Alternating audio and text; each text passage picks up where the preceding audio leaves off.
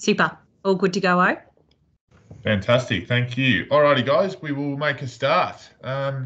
So firstly, a big thank you to all of you for logging in tonight and registering to attend this Woolworths Cricket Blast coordinated training session.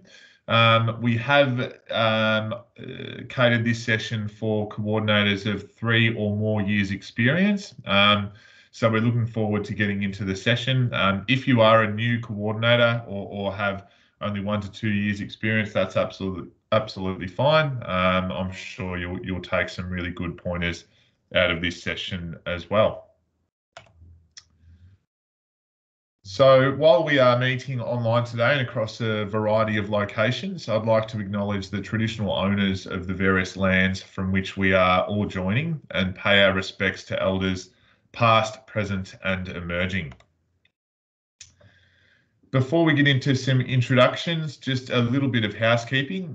So can we please ask that you keep your video off for the duration of the webinar, keeping your microphone on mute unless you are asking a question. To ask a question, please just enter it into the chat bar and one of the team will either answer through the chat bar or online. And also we are recording this webinar and we'll post it to our website following these training sessions. So an introduction. My name is Owen Hewlett and I am the Head of Participation at Cricket Victoria. Have been at Cricket Victoria for 3 years and within the participation team work closely with my colleagues who are presenting today, Akshay and Emily. So within the participation team, we cover all things junior participation in community cricket across Victoria. So Cricket Blast or entry-level programs, which is what we're talking about tonight, school participation as well, and also junior cricket.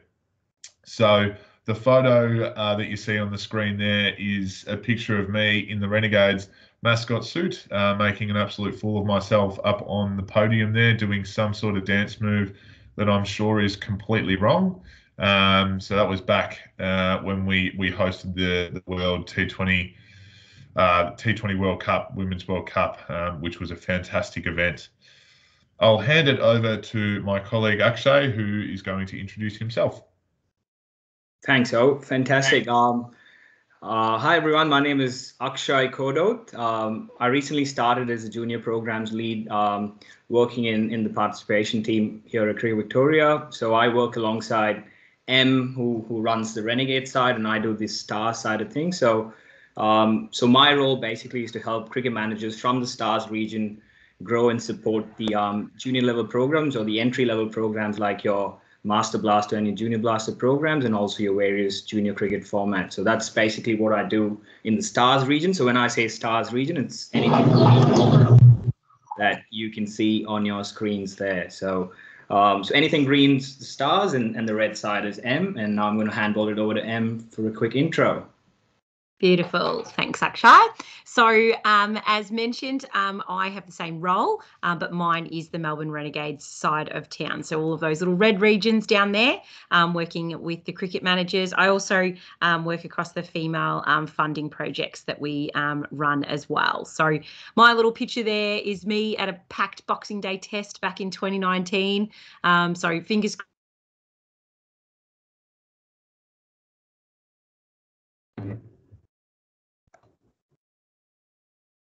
Have we lost M there? I think we have lost M. Hopefully she comes back.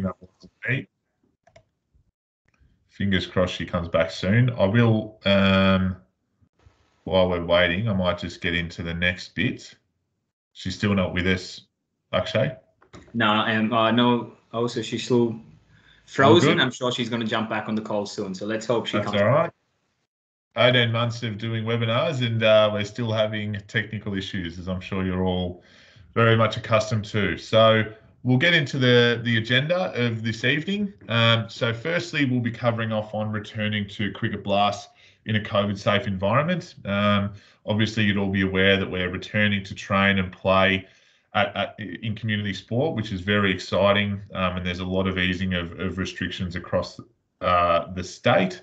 So we'll provide some details on exactly what that means for Cricket Blast.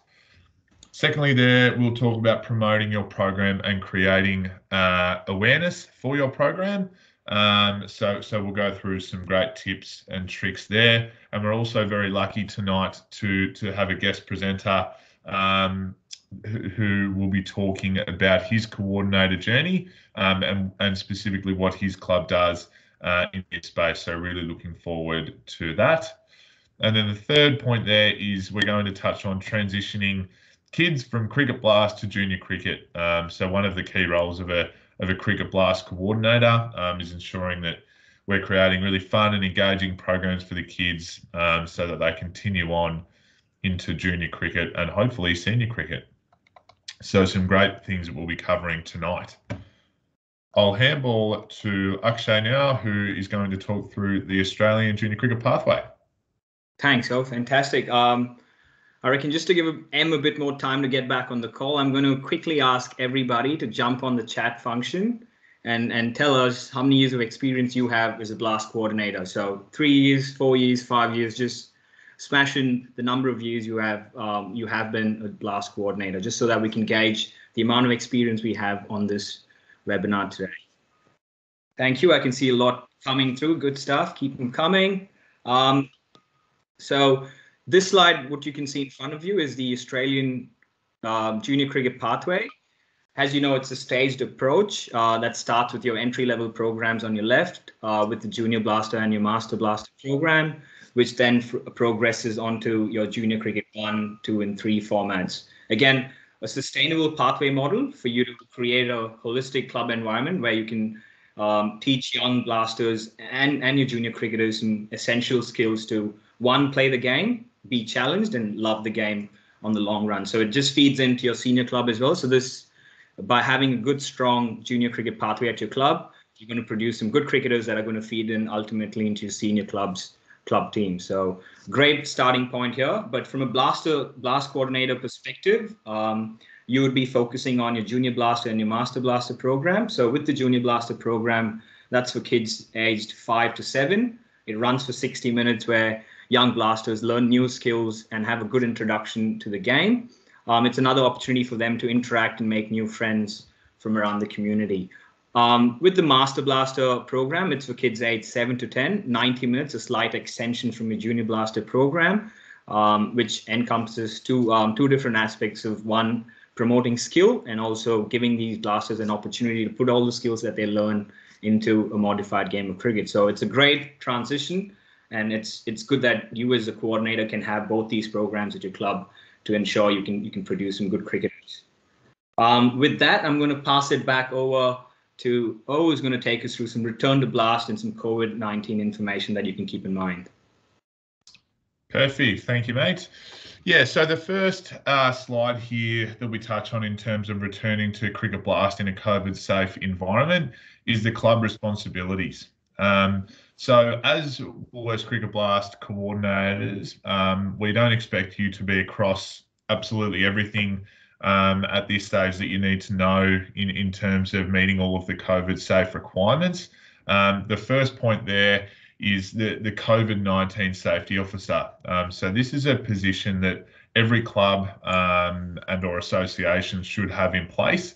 And that person's sole focus is to ensure, well, not sole focus, but main focus is to ensure that your club is meeting all of the COVID safe requirements that are in place at the time of your programs getting underway. So if you're not sure who that person is at your club, definitely recommend reaching out to, your club president, junior coordinator, or whoever your main contact at your cricket club is, to ensure that you know who that person is, and you can go to them and ask them any questions, should you have some questions come your way from some of your participants or parents. So we might actually just ask for everyone to put in the chat whether you do or don't know who your COVID-19 safety officer is. it'd just give us a really good idea of how many clubs have put that position in, and I suppose the awareness. Have they done a good job so far in making all of their volunteers and people within their club aware of who that person is? So just put that into the chat while we talk here. The second point there is the association and club COVID-19 plan. So this is a plan, or this template for this plan lives on our Cricket Victoria COVID-19 resources website, which is the last point there on the slide deck that we've also put a link to. So this association and club plan, within this plan, each club should identify who that COVID-19 safety officer is, as well as detailing all of the COVID safe requirements that your club is putting into place this season. So again, if you're not sure or if you haven't seen that plan, definitely recommend, if you know who your COVID-19 safety officer is, touching base with them, or if not, and you haven't seen it, again, talking to the main contact at your club, whether that's your junior coordinator or cricket club president. The third point that we touch on here is the important coordinator information guide. So this was a guide that was sent out as a link in the registration form for this webinar training. So if you haven't had a chance to look at it prior to this training, that's okay. Again, we've got it linked here, so you will be able to look at it once we send this slide deck through to you at the end of this week. And we're going to talk about, or we're going to reference one of the pages of that guide in the next slide. But essentially that information guide is a really concise 2-page document that details some really important information for you as a coordinator to be across. So some things that you might do pre-program to ensure that everything is running smoothly. So a really good resource there for you all to utilise. The fourth point there is something that I'm sure we are all accustomed to now, regarding checking in with the Service Victoria QR code. So again, I'm sure this is something that your club already has in place. If junior cricket and senior cricket has commenced, these checking posters should be put up all around your club at every entry point, and also specifically for Cricket Blast programs, wherever your parents are signing in, it would be a really great idea to have that checking code wherever your sign-in desk is. At times that can be out in the middle of the oval. So yeah, a really good idea to bring that with you out there. And then the final point there is the Cricket Victoria COVID-19 resources website. So a really great website that we've put together. There's a little picture of it there. It's got a great FAQs section. So some frequently asked questions that might be your first point of call if you do have any questions come up at all from participants or various people. That might be your first point of call to go there, and you might find the answer. We also provide up-to-date information relating to cricket specifically, whenever there is a government announcement around the easing of restrictions. So a really great resource there. And again, we've put the link there. So once we send this document through, you can just go straight to there and have a look around. Also remind, if you have any questions throughout this presentation on any of the information that we're providing, feel free to just type a message into or a question into the chat function, and either Akshay or Em, if she's back on board, will let us know and we'll answer that question for you. So feel free to type anything in as we're going. Do we have Em back on board? Okay. Yes, we do. Em's back on the call now, so she's good to go.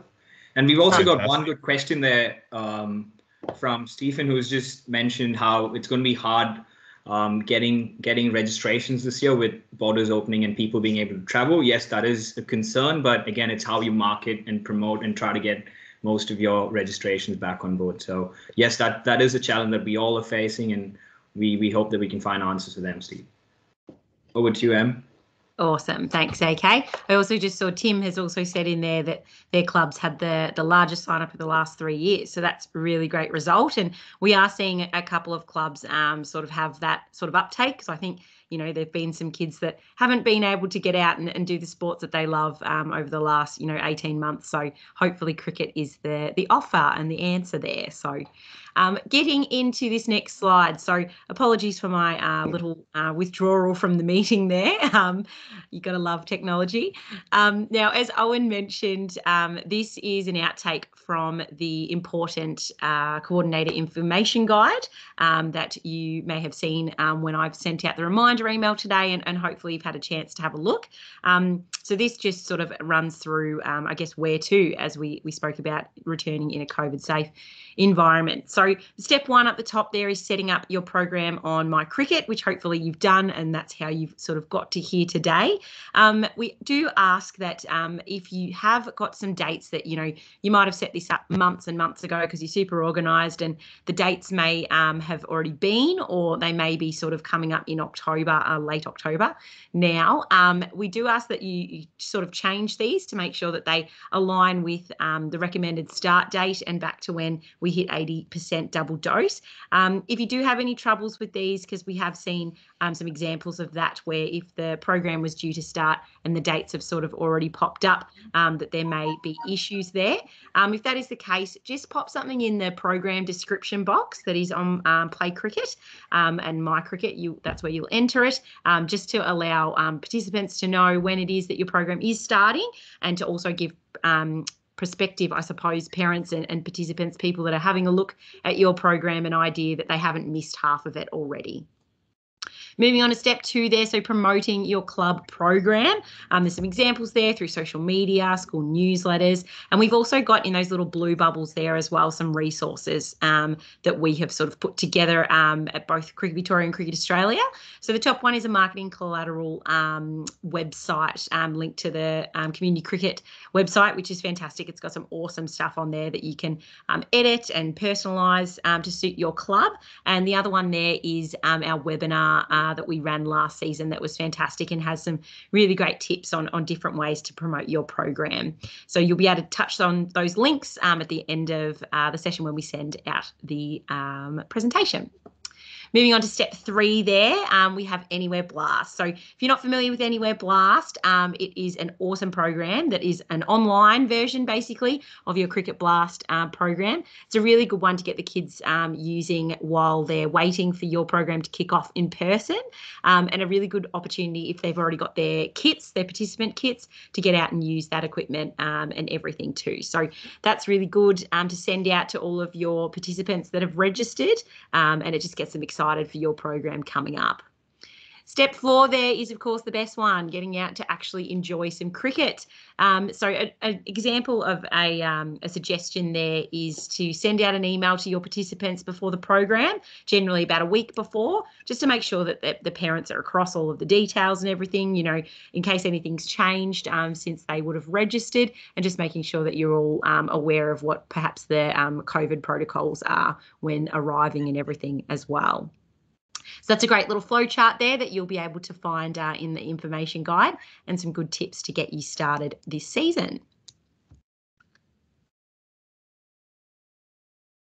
So moving on to adapting your program. So as we've mentioned, recommending the start date once we reach 80%, which is coming up this weekend, which is super exciting. So we'll be able to get programs underway. So there are just a few things that we just wanted to talk about here in terms of how to sort of manage the amount of children you've got. Perhaps if you're like Tim's club and you've got an influx of kids this year, you're sort of like, oh, where are we going to put them all? Which is a good problem to have, I think. So there's currently no group size limits. However, the advice is to keep them relatively small. It just allows it to be more manageable for your volunteers, as well as have a better experience for the kids. So making sure that they have more of a go when they're in smaller groups, and it means they get more time with the coaches or volunteers to improve their skills as well. So it all sort of is a win-win for everyone there. Sharing of equipment is okay, but we do ask you try and minimise it where possible. So this can be done by perhaps not rotating your groups around to each of the activities and just changing them up within their little area using the same equipment there. So you can find likewise activities that use similar equipment and everything like that, which are all in our resources, which is just an easier way of rather than having to sanitize everything after everyone has used it and everything as well. Another tip there is also, especially with the junior blasters, when they get their bats and their balls and everything, maybe not so much the balls, they'll disappear quite quickly, but your bats, especially once they're labelled, encourage the kids to bring them their own bat and carry that around with them, because then there's just one less thing that you have to worry about them sharing. Welcome assemblies is that last point there. So welcome assemblies is a really great way to sort of get the group together and really introduce yourself as the coordinator, and perhaps make sure that they're aware that you're the person to come to, and then make sure you go over any of the COVID requirements of the program, and make sure that everybody is sort of comfortable and aware of where that all sits. The little diagrams down the bottom are just some examples of ways that you could break up your program. So on the left, with the red circles, we've got in amongst junior cricket.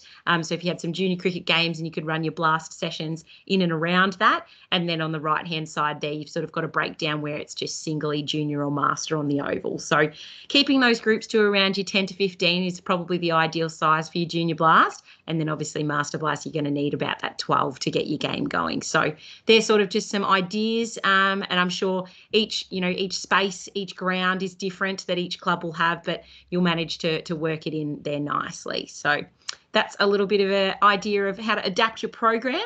And I'm going to pass to O now, who's going to talk about promoting your program. Fantastic. Thank you very much for that, Em. Just before I start, there are no questions in the chat that we need to answer. We're all good? There's one very good question from Jenny there. So she's asking if blast coordinators need to check if parents are vaccinated for them to bring in as volunteers. Is that a requirement? Sure. Fantastic question. So no, that there's no mandatory vaccination rule in place for community sport at this stage, or outdoor community sport. So you won't be required as coordinators or as a club to be checking vaccination statuses of your players or parents. So yeah, fantastic question. Alrighty, we'll get into program promotion. So when promoting your program, the way we see it is it's, how can we assist you in promoting your program, and what are the things that we make available for you to utilise? And then the second slide will talk about what you can do as a club to promote your program. And then we're going to have, as I said, a guest presenter come in and talk about his experience in promoting his program as well. So firstly on this slide is, as you can see there, how can we assist you? So the first point there is we can provide data for you that details things such as which schools your participants attend, which schools have high rates of registered participation within your area, so maybe a 5 or 10 kilometre radius, or even more, depending on where your club is situated. If you're a country club in a rural town, so we can provide all of that data for you. And so the way we provide that, I suppose, is we have regional cricket managers. So if you're not sure who those people are, we will talk about it a bit later in our supporting resources slide.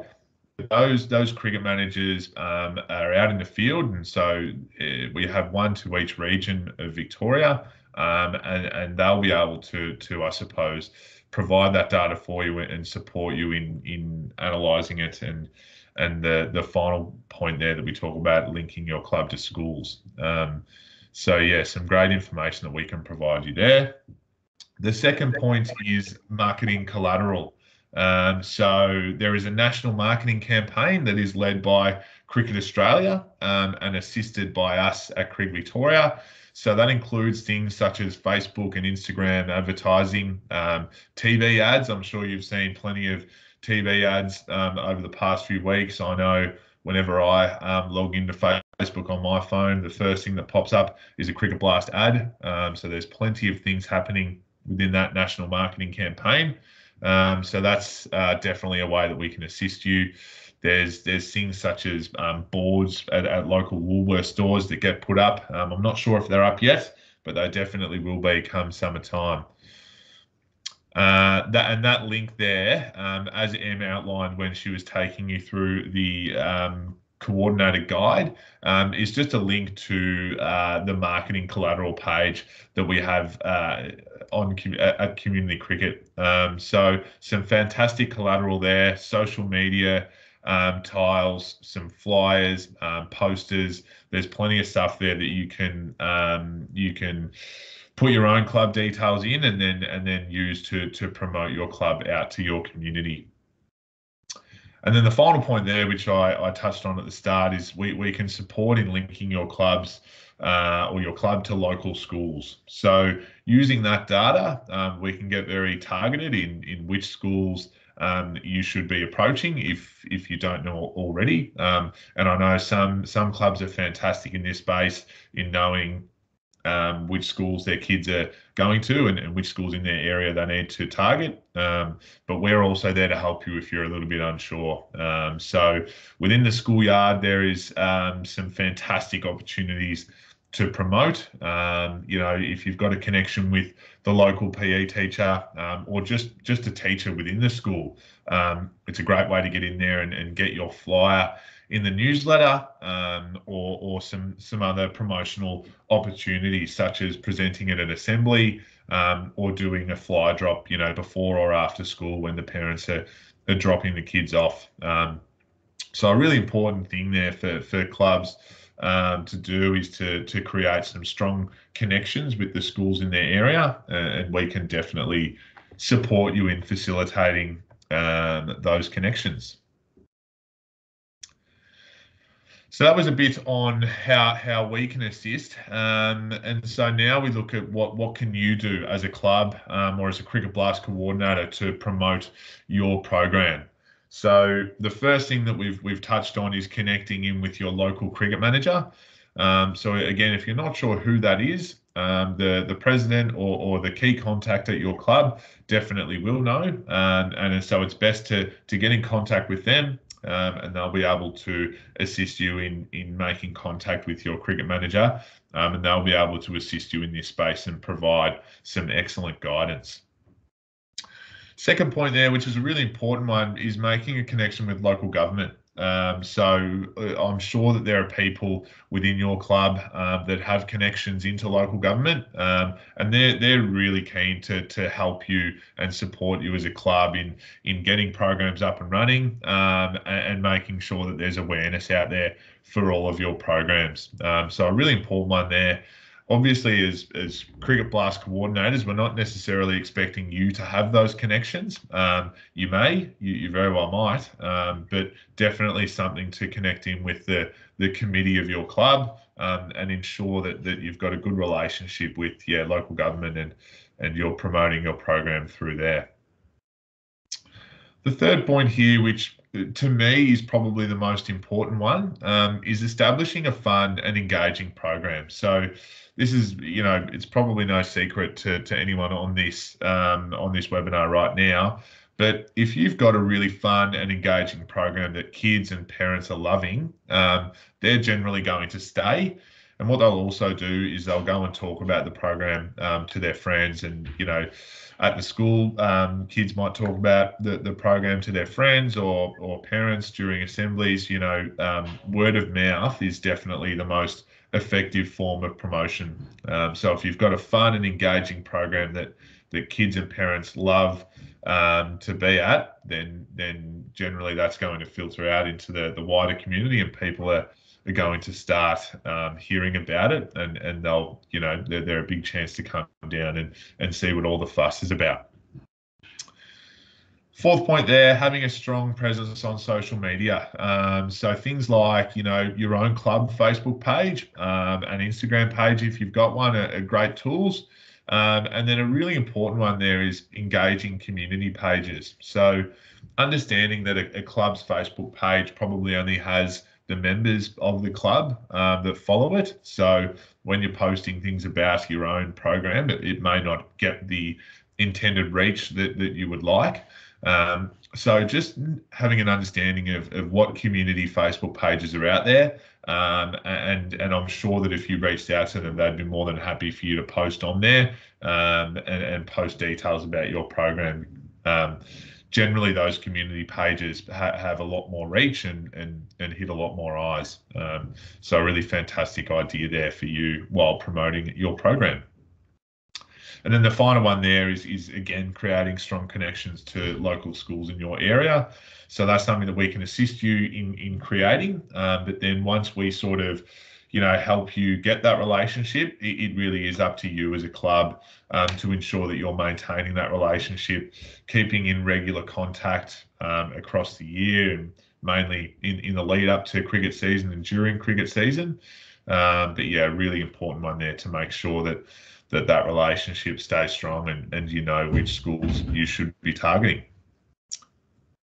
I'll hand it over to Akshay now, who is going to talk about the benefits of the financial model within Cricket Blast. Thanks, just to finish on this topic, which is program promotion. So we're going to talk about the benefits of the financial model now. As you may already know, the recommended retail price for both your Junior Blaster and your Master Blaster program are $99. So that's the recommended retail price.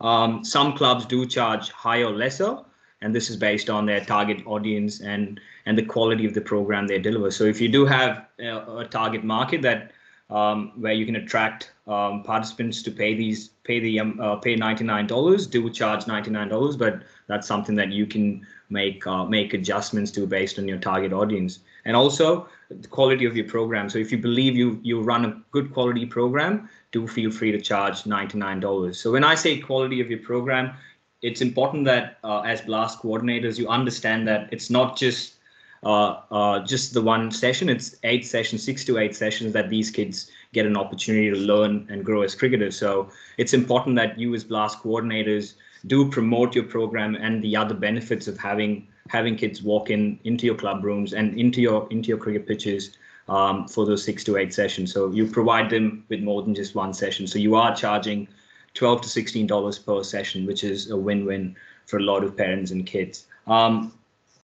So with the financial benefits, or the benefits of the financial model, as you can see there, for every registration for your Junior Blaster program, your club generates $24.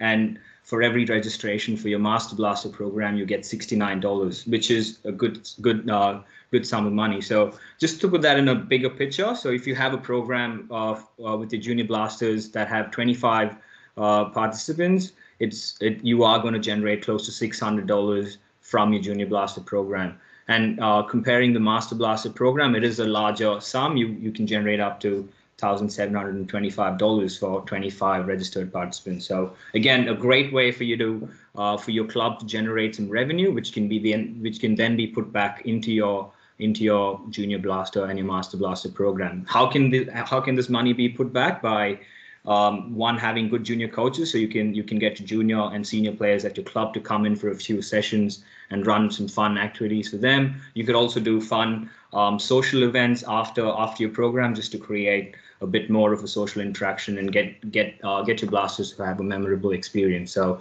different ways for you to use this money. Again, I'm sure you already do a lot of things to engage with your blasters off the cricket pitch. So great way for you to make some money and also put this money back into your program to make it a high quality program. Having said that, I'm going to pass it back over to Owen, who's going to introduce our special guest today and take you through the next 5 to 10 minutes. Brilliant. Thank you, Akshay. So as we mentioned at the start, we're very fortunate tonight to have a guest presenter joining us. So I'd like to welcome David Brockway, who is the Cricket Blast coordinator out at Wellington Cricket Club. So welcome, David, and thank you very much for joining us. Thanks for having me.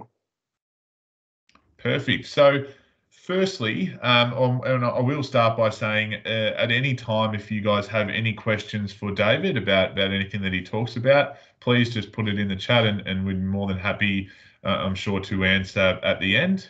So yeah, fire away with any questions. Firstly, David, just a little bit of an introduction about yourself in terms of how long you've been a coordinator for and your club. Whereabouts is your club? So I've been. This will be my third season as a coordinator. We're at Wallington, so we're situated down on the Bellarine Peninsula in Victoria, down just outside of Ocean Grove. It's just a little club. We've been struggling for a lot of years, and when I first started at the club, I've been living in Ocean Grove for 3 years now. And when I got to the club with my son on the first training session, we had 15 kids for the Blast program.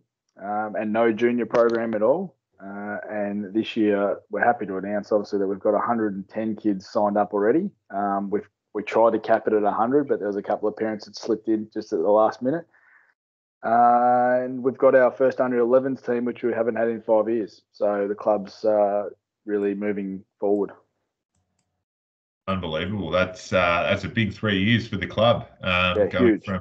Huge. Yeah, small cricket blast numbers and no junior cricket teams to establishing a really solid pathway by the sounds of it. So a massive 3 years. Yeah, it's been pretty exciting, and obviously it'll be good to see where the next sort of our 5-year plan for the club takes us. Yeah, absolutely. So I'd love to ask some questions about that 3 years, specifically on the Cricket Blast program. So starting at 15 kids and then growing it to what it is now. So did you as a club or yourself put a plan together or identify some steps that you needed to take in order to grow your Cricket Blast program and then in turn your junior cricket program as well? I wouldn't say we sort of had a plan as such. I sort of took over, and with my son starting primary school in Ocean Grove, I guess we're at an advantage down here because obviously a lot of people leaving Melbourne and trying to move down here. We're in a bit of a growth sort of spot. But we found the big kicker was the social media side of things.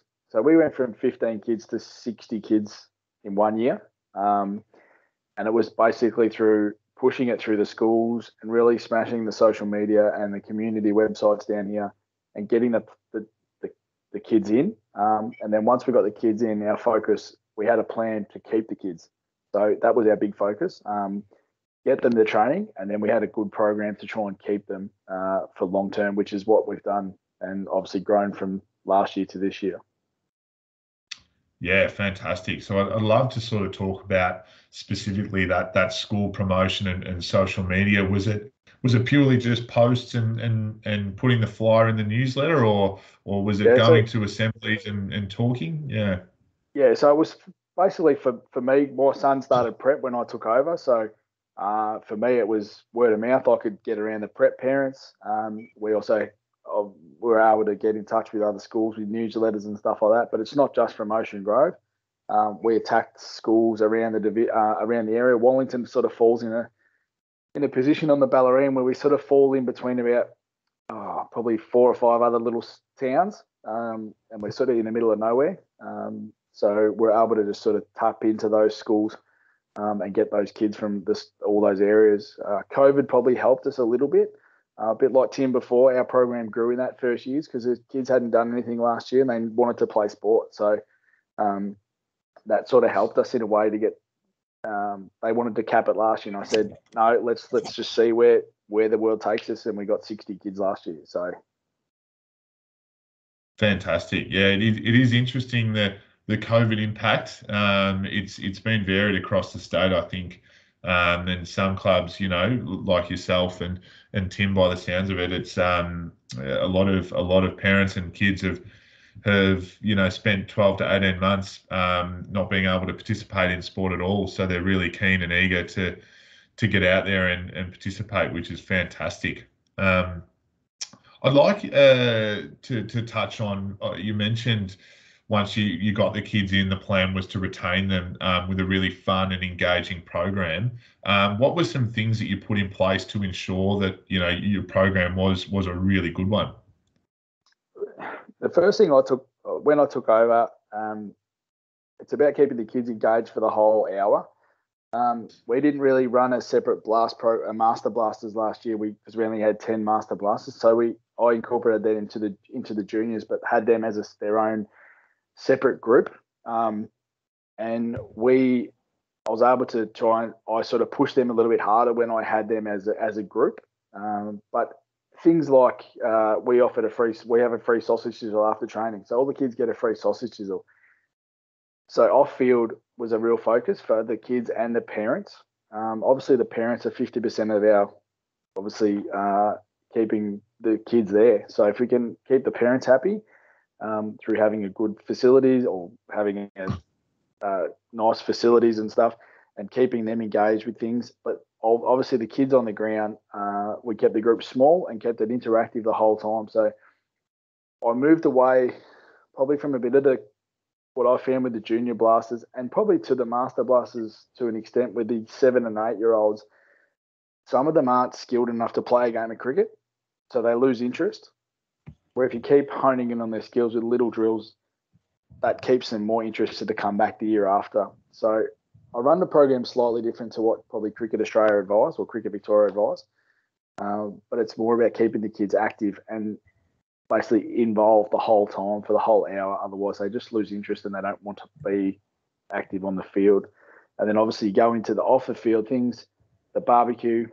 We had a Christmas party last year for the kids, which the club paid for, including parents. So that was a really big bonus for the parents who just come out of COVID. They felt welcomed. And then we had obviously after Christmas the same thing. We moved into, and it's small things like our last session for the year, the last drill we had. I filled up 500 water balloons and let the kids throw a water balloon at me to see if they could hit me. I just sat in the chair. It was lucky it was a nice hot day, but just little things like that. Just the kids thought it was fun. And then you spoke about word of mouth. This year we've done basically barely any promotion, but word of mouth has got us to 110 kids. And I personally said that's enough because I still want to be able to offer the kids and the parents the program that I want.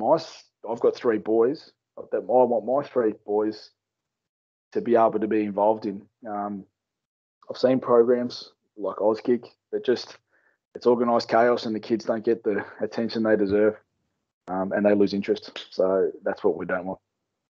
Yeah, absolutely. You've touched on some really good points there. I think I've got no doubt there were some kids more than happy to line up and throw a water balloon at you. So that's a big winner, that one.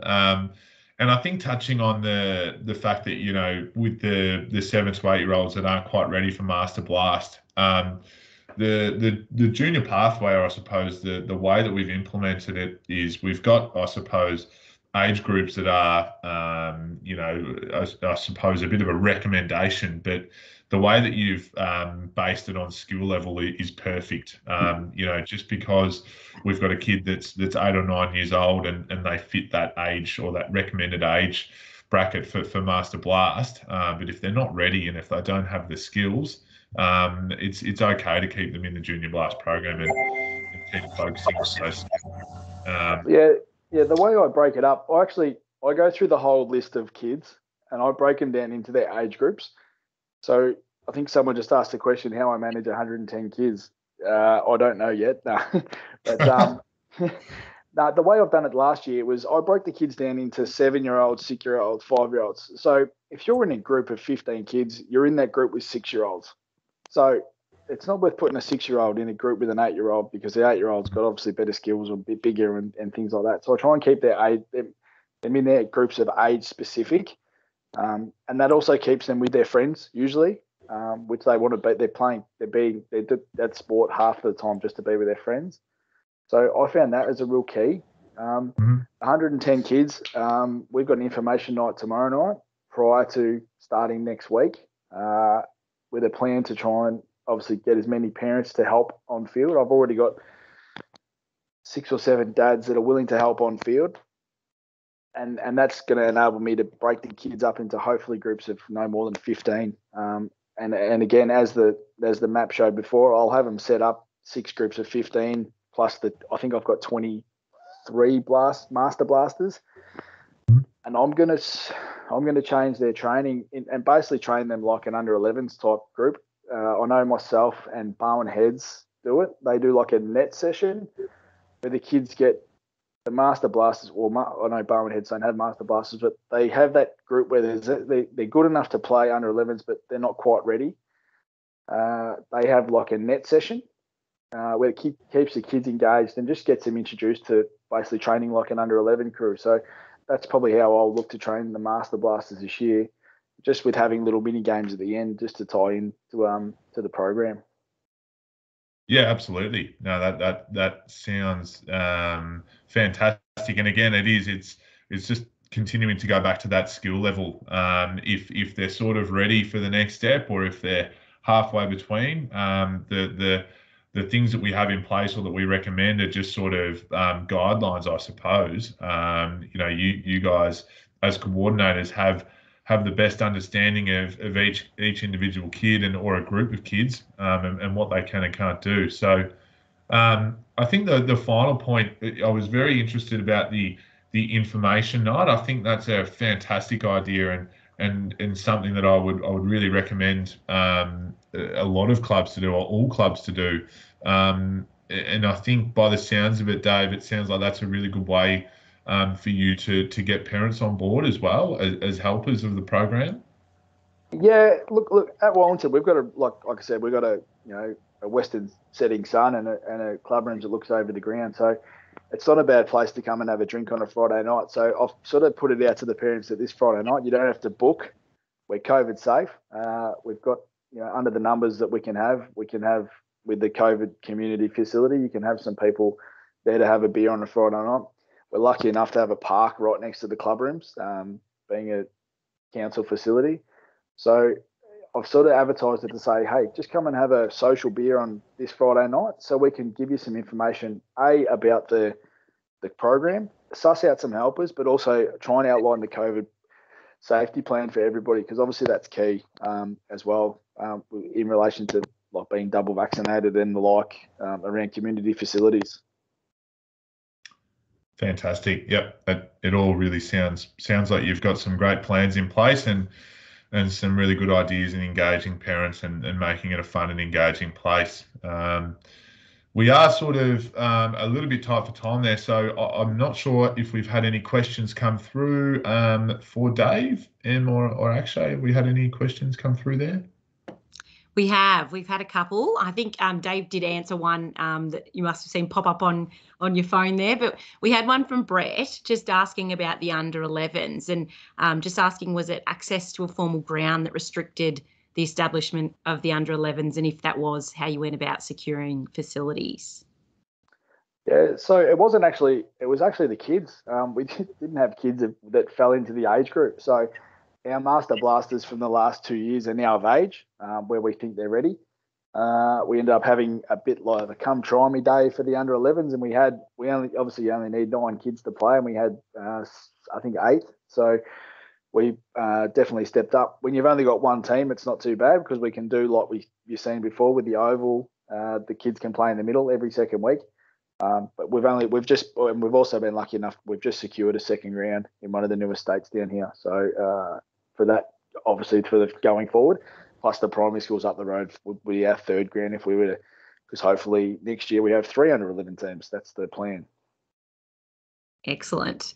There was another question around, did many of the parents step up as blast captains? I think you said you had a couple of dads that were keen to help out, but you obviously had a few last season with 60 kids to manage that as well. Yeah, look, I'm very hands-on. Obviously, I'm a blast coordinator, but you may as well call me a captain at the same time because I'm on the field and because I want to be involved for my kids. And I had 2 dads last year step up that were there pretty much every single week. And now one of them is basically my assistant and is now joined the committee as well. So both me and him we started there together 3.5 years ago, and we're now on the committee and running the program together, sort of thing. Awesome. That sounds like you've got it all set up. I'm very jealous. I want to get down to Wellington and see how it runs. You're more than welcome to come down whenever. They were all the questions we had in the chat there, O. Brilliant. Well, as we move on to the next bit, I'd just like to thank you, Dave, for agreeing to jump on and talk about your program. I think I even got a few things out of it there, so I'm sure a lot of the other coordinators online now did as well. So really appreciate you jumping on and the work that you've done so far in creating a great program there out at Wellington Cricket Club. No worries. Thanks. It's good to see the kids back playing sport. That's all that matters. Absolutely. Could not agree more. Thank you very much. Alrighty. I will pass it over to Akshay, who's going to talk through some ideas or some ways that we can transition kids from Cricket Blast into junior cricket. Excellent. Thanks, Owen. I want to mention, or I want to thank Dave again. I think he brought a lot of passion into what he just said there, and I think as a coordinator, that's what you need. And keep doing the good work, Dave. You're letting a lot of young kids enjoy the game that we all are playing. So great stuff. Thank you for that. He's also made my life and M's a lot easier because we are going to touch on these points as we move forward. So thanks again, Dave, for that. So the next important topic that we wanted to touch on today was the transition from Cricket Blast to junior to your junior cricket format. So Sport did conduct a survey where they try to answer why kids aged 9 to 11 drop out of sport. And as you can see there, we've got a few numbers that we're going to share as we move on. So the first big finding from that survey was that 24.8% kids said junior programs are not fun and they get bored. So there are ways you can jump past that hurdle. As Dave just mentioned, it's trying to think outside the box. So we are going to look at different ways you can think outside the box to jump past that hurdle. So the first thing there you can see on your screen is the end of season presentation. So that's something that Dave did mention as well, where you can try and engage with your young blasters on another level, another social level, trying to get all of them engaged together. Another opportunity for you to celebrate the session, celebrate the season. So as you know, young blasters have spent 6 to 8 weeks training under your coaches and your blast crew. So it's another opportunity for you to just celebrate the session and make sure they want to come back for more. Another good option is having barbecue nights or free pizza nights. So good opportunity for you to connect with your blasters socially outside of your cricket field. And as Dave mentioned, another opportunity for you to just interact with all the parents and educate them on the many benefits of trying to keep on to the pathway system and trying to help their young blasters transition into junior cricket. So another few tips for you to think outside the box to engage with your with your blasters and trying to create a more fun and engaging program. Few other points there. So trying to get your junior and senior players to run different skills and activities. So that's proven very beneficial.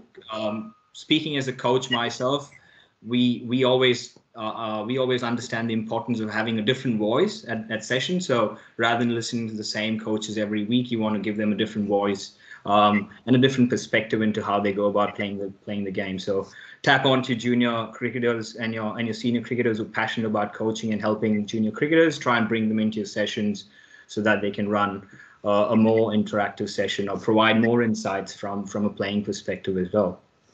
Another thing there is to run programs alongside a junior cricket 1 game. So in our previous slides, you did see a picture where we had a junior cricket game running in the middle, and you had your master blaster squads training or participating in the program alongside those games. So good opportunity for them to just get a taste of what happens in your junior cricket formats. As Dave mentioned, you could also do a come try me session where you finish off your last week of master blaster programs with a small introduction to how a junior cricket 1 format session would look like.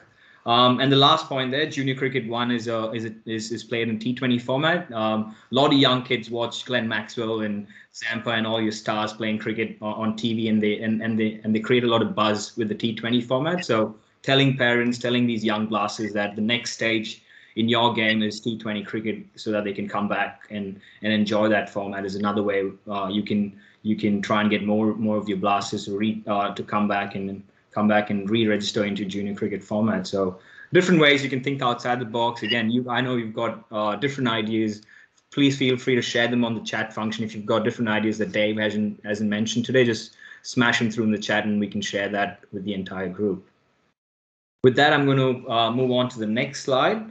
So another important finding from that survey was 22.8% students and parents thought that sport takes too long. So sport goes on for the entire day and they spend a lot of time out in the sun. So with junior cricket formats, as you know, games can be played in split innings. So you don't have the entire game happening on the same night. So you can spread that across 2 different nights. For example, if you do have your first team batting on a Wednesday, they finish their 20 overs in 90 minutes, and then they come back the following Wednesday for their second inning. So a great way for you to structure your sessions in split innings so that you're not keeping your blasters there or your young cricketers there for too long. Another point there is Junior Cricket 1 is a T20 format game. Again, as I said, you already know your Master Blaster sessions run for 90 minutes. So a Junior Cricket 1 game, which is 20 overs, is meant to finish in the same amount of time. So you're not keeping them for 4 hours like we see, or 6 hours like we see Test cricket on TV. It's just 90 minutes of cricket where they whack some balls, take some catches, and then go out with a happy smile on their face. And games can be played midweek after school. I'm sure when you drive past your local suburb, you can see a lot of games happen on a Friday night or on a Wednesday after school hours. So you're not keeping them away from their families on a weekend. So you can structure your competitions or your junior cricket games post school hours. 5:30, it's daylight savings now, so there's ample light till about 8:30. So plenty of time for you to smash a quick game of T20 cricket with your young cricketers. And the last point there is junior cricket promotes active participation. As you know, in that 20 overs, everyone gets a fair go. If you're a batter, you do retire after a certain score. If you're a bowler, you don't get to bowl all the 10 overs, but you do share your overs across the team. And from a wicketkeeper's perspective, me being a wicketkeeper, I've seen a lot of young coaches try and get all their wicketkeepers to go in the same game. So you swap every 5 overs to keep them all, one, learning the game, and also having a good time with the gloves. So different ways to promote active participation. I'm sure you've all got your head around that and you're all in a good space with that, because I can see a lot of good experience on this call and I'm very happy with the way things are going. So good stuff. And I'm going to pass it over to M now, who's going to hit the next ball for 6. Thanks. Okay, bringing it home. We've got 2 minutes to go. So one of the other findings was that 14.7% found that it was too expensive. So just a few ways that we can sort of either get around this or ways that we can hopefully change people's minds around that. So a transition day at the end of the season is a really great way to sort of introduce Cricket Blast to junior cricket. And then perhaps you can have some kind of discount for those that come along to their registration for the following year. Master Blast participants don't get a shirt as part of their participant pack. So this is where clubs could give their Master Blaster participants a club shirt. And that just helps then with them to form the connection to the club. And then also that next step when they move to junior cricket, it means it's one less things for the parents to worry about buying. Because when you start in junior cricket, we know you've got all your equipment, you've got your uniform, you've got your registrations, and things can really add up. So one of the ideas there is club equipment for participants. So the other thing is, sometimes when kids move up to junior cricket, it might be a bit of a change from Master Blaster, and they might all of a sudden decide they're not into it. So it is a bit of a risk for parents to go out and buy all this stuff and really invest in it if the kids aren't even that keen in the end. So something like club equipment that's shared amongst the club, and just a good way for parents to sort of understand that, they don't have to fully commit yet. We'll just see how things go and then hopefully commit after that, because I'm sure the kids will love the program. Another way is the Get Active Kids Vouchers. That's a Victorian government initiative that eligible kids and parents can receive up to $200 off registration, equipment and uniforms as well. So you can find more information about that on the Get Active Kids website. And we also do have marketing collateral that does have a little tagline about that on that the clubs can use on the Community Cricket website as well.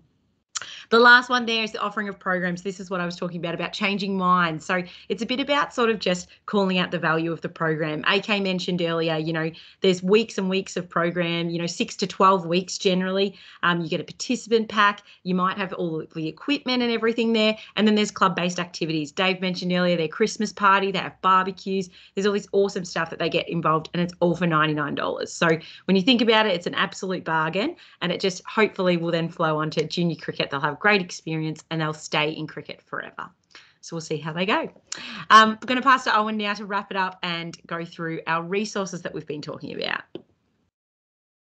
Absolutely. Thank you, Em and Akshay there for some really, hopefully, really useful tips on transitioning kids from Cricket Blast to junior cricket.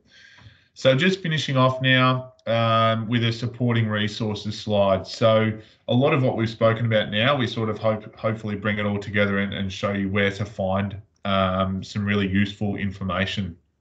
So the first one there is the Cricket Blast Help Desk. So this is the Cricket or Australian Cricket Help Desk. So you've got a phone number there and an email that you can use. And any queries, we're sort of suggesting things like program refunds, equipment delivery, participant packs, and My Cricket support. But you can really call that number for anything relating to your Cricket Blast program. And if they don't necessarily have the answer, they'll definitely be able to put you into contact with the person that does. The second one there, our Cricket Victoria webinars. So last year we ran some fantastic club development webinars, and we've got some details on some of the topics that we covered. So marketing, volunteer recruitment, child safety, and growing girls cricket. So potentially all of those things might relate to you in your role and your club, depending on the direction that you're taking your Cricket Blast program.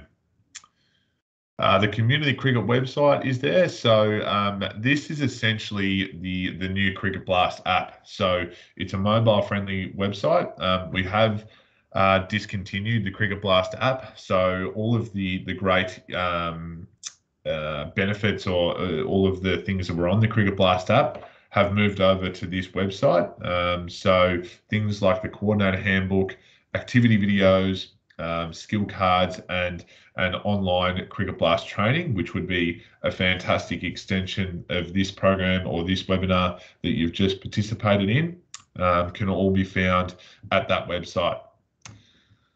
And then finally, your local cricket managers.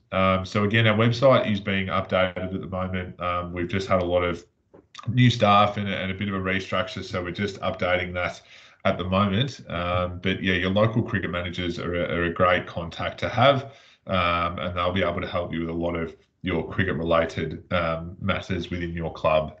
So again, excuse me, if you're not sure who that person is, definitely contact your club president or whoever your key contact at the club is, and they'll be able to point you in the right direction.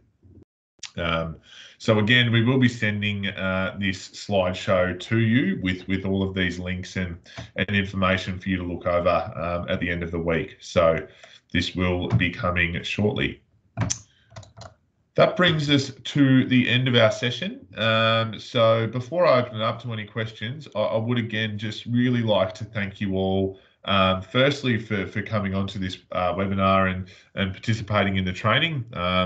Knowing that you guys are willing to come on here and learn some things shows us that, you know, your Cricket Blast programs and the kids participating are in really good hands. So we definitely appreciate that. And then secondly, we really appreciate you taking on this role as a Cricket Blast coordinator. We see it as being, you know, one of the most important positions at any club, ensuring that you have a really great junior program and you know, that first taste of cricket for so many young kids and you guys are sort of, you know, responsible for that and making it a really fun and enjoyable time for them with plenty of memories, I'm sure. So a big thank you to you all, and a thank you to Dave again for jumping on and sharing his story and some learnings that he's had from his time as a coordinator.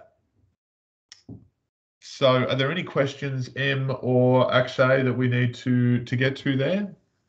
Dave did have his hand up. Yeah, I'm not sure